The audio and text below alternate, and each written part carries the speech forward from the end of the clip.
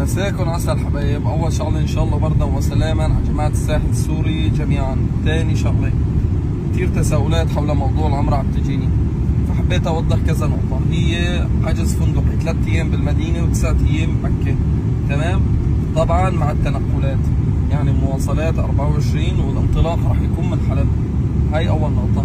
ثاني نقطه $430 العرض لسه ساري، تسجيل شقط حلو، لسه في 4-5 ايام للتسجيل كمان. مشان الاوراق المطلوبه طبعا هي دفتر جواز سفر يكون فيه صلاحيه اقل شيء لمده 6 شهور، وصوره على الهويه وصورتين شخصيات. طبعا تشمل كل شيء هي عدا الاكل والشرب مثل ما حكينا. اذا في اي استفسارات ثانيه رح احط لكم الرقمين والمكتب بالمحافظه عدوى الكلمه، ما بدي ضيع طول، تمام؟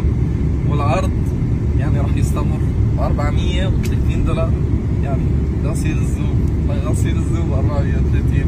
ولك احلى شباب، بكبر فيكم والله يتقبل مننا ومنكم.